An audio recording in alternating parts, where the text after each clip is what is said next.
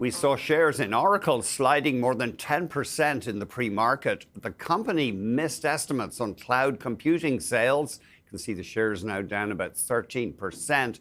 And it also reported a jump in spending on AI data centers. The problem for many investors is that this heavy spending on AI is taking longer than they want to translate into actual cloud revenue. Let's get more from Michael Landsberg, Chief Investment Officer at Landsberg, Bennett, Private Wealth Management. Great to see you. Thank you very much indeed for joining us. Oracle, in a way, has turned into the poster child, hasn't it, for when it comes to concerns over AI. They have more than $100 billion in debt. They do, Andrew. I think the concern with Oracle, obviously they missed earnings. Their software revenue was also light, but they keep adding more CapEx spending. And at some point, you're going to look as an investor and say, when am I going to get a return on this money? When's Oracle going to get a return on this money? Mm-hmm. And I think it's a question that investors are going to have. There's other parts of the AI market in the ecosystem that are probably easier to look at getting returns on. Oracle's a name that we don't own. This is probably one of the reasons. A lot of that number of them getting return on the investment might be years and years away, and I think it's going to be less than people expect. I mean, Larry Ellison's been around a long time. He's in his 80s. He's not slowing down. I wonder, the market seems to be wondering, has he got it wrong this time? Yeah, I think I don't know if Oracle's got it wrong.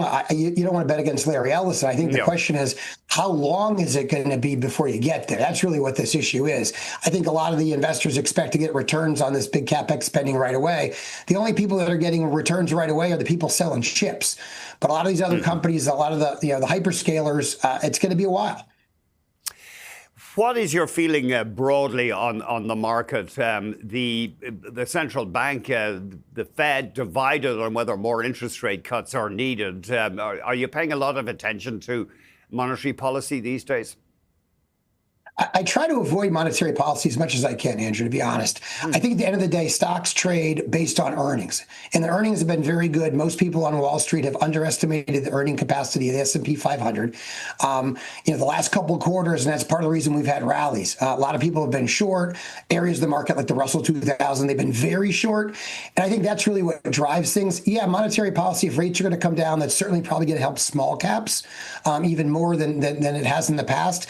But I think at the end of the day, earnings drive stock prices. And I think that's really what we focus on is where labor is, where inflation is. They're kind of important, but at the end of the day, how a company operates and if they're making money or not is ultimately going to drive the stock prices. That's what we try to kind of navigate around the noise that's out there is look at, are you making money? And if you are you growing your earnings? And that's what we want to invest in. Yeah, we kind of forget our earnings and dividends are they're the reason to own a stock. Yeah, absolutely. I think what happens is during these lulls where there's not a lot of earnings, what happens is you start to get more into that noise. I mean, earnings, we'll talk about Oracle today. It'll be a big discussion point. But a lot of the earnings for the last 2 or 3 quarters have been very strong. And if you look at where Wall Street has been, they've been very underweight that earnings momentum. And I think that's why you're seeing some good rallies. It's an underowned, underloved rally in the U.S. You have some stock ideas for us, names you like. NextEra Energy, a big electricity seller, and huge in Florida, which is a fast-growing state. Yeah, I mean, you know that this time of the year, we see a lot of Canadian license plates all over Florida. So we know everybody comes down. They enjoy the warm weather. In the U.S., it's the #1 grower in terms of people migrating there. So you've got new customers, which obviously as a utility is very good. And rates going down is good. They're also a clean energy play. I mean, a lot of times they're in the solar business. They do wind. They do a little bit. They've got nuclear. They've got a lot of these other things just besides the demographic story. And I'm looking for stocks that are lower beta. And what happens is everybody in the portfolios has a lot of these high risk, AI type stories. I'm trying to find some things that are not the regular stuff that everybody else owns. And NextEra, to me, represents a good demographic story. Your shop based in Punta Gorda, Florida, I believe. But you haven't noticed fewer Canadians knocking around after Mr. Trump's comments on us becoming a state, etc.? Yeah, maybe a few, but I tell you what, I was driving to work this morning. There was a couple Canadians. I had some Ontario plates in front of me, so they're there. The thing about what happens with the U.S. with policy is you still have the weather in Canada, and it Oh, still yeah. gets quite chilly, and people, maybe there might be some more. They're not going to go to Arizona over Florida because it wasn't comments the Florida governor made. It was the U.S. president. So I think a couple people may have said, "Hey, I'm not going down this year," but after the first cold snap, I think people realized, yeah, well, I'm going to go down and enjoy the warm weather. Investors in Toronto have been buying into our senior housing stocks, and you have an idea in that. You say it plays into the aging of America theme. Yeah, it's a company called Ensign. It's a small cap name. We do own this theme across multiple asset levels. We have a large cap theme. So this is our small cap. It's called Ensign. Same idea. Everybody is getting older and they want to be in a facility that's not feels like a facility. It's a retirement center that's got stuff going on. It's skilled. It's a place that you'd be okay with having your mom or dad go to. And I think that's the scenario that they play well into.